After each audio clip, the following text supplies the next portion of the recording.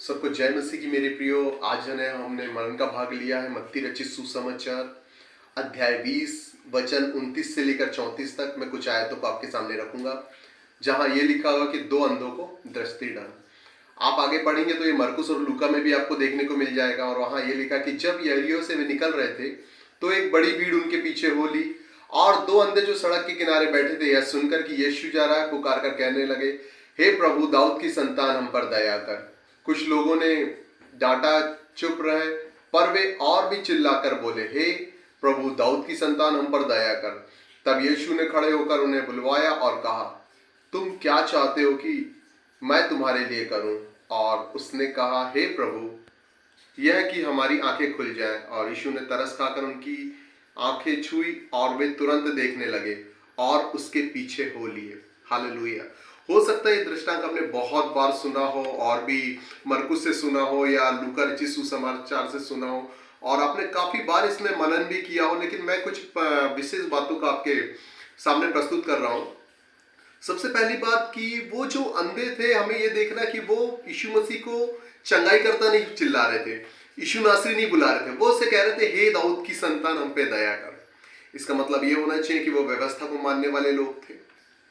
वो उन्हें सब कुछ मालूम था कि वो दाऊद के वंश से आएगा और इसीलिए वो उनसे कह रहे थे कि हे दाऊद की संतान हम पर दया कर। लेकिन वचन ऐसा बताता कि जब वो यरीहो के पास से निकल रहा था तो भीड़ की भीड़ उस पर गिरी जा रही थी। हालेलुया। और मेरे प्रियो, बाइबल ऐसा बताती है जब इतनी भीड़ थी तो इतनी आवाजें रही होगी उनके पास कि हजारों लाखों लोग जो यीशु के साथ चल रहे थे वो तरह तरह की आवाजें निकालते रहे होंगे, जय जयकार के नारे लगाते रहे होंगे, होशाना बोलते रहेंगे, यीशु मसीह की जय के नारे लगते रहे होंगे, या ये हमारा राजा, यहूदियों का राजा, इसके नाम की जय लगाते होंगे। लेकिन यीशु ने उन अंधों की आवाज कैसे सुन ली? Hallelujah, praise the Lord.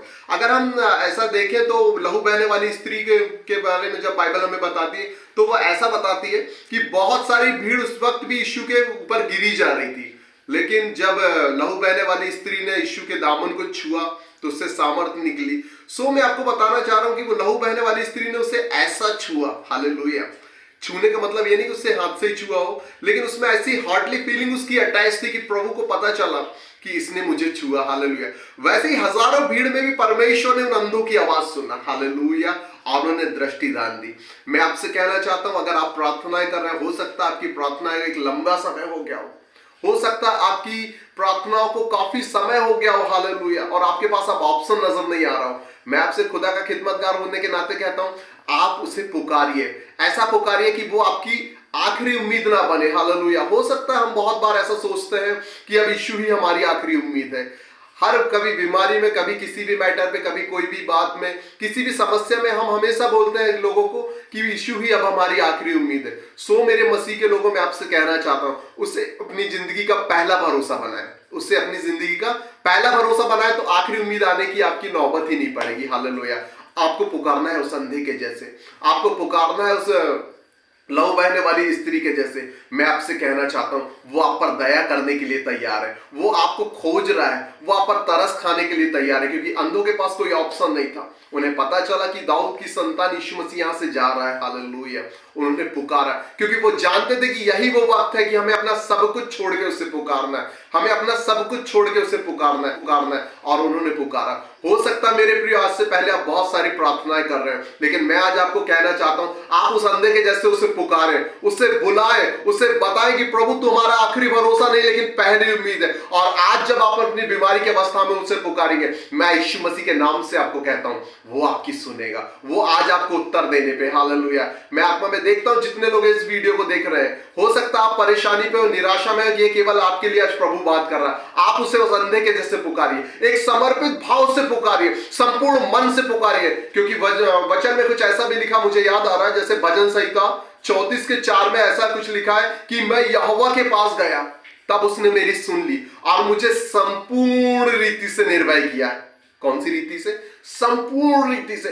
आज प्रभु चाहता है कि आप उस अंधे की तरह उसे पुकारें और वो आपको संपूर्ण रीति से छुटकारा दे, आपकी बीमारियों से, आपके कर्जों से, आपकी समस्याओं से, आपकी नामधराई से, क्योंकि परमेश्वर का वचन आपके लिए है मेरे प्रियो, वो आपको जीवन देने आया, और बहुत आयत का जीवन। हालेलुया।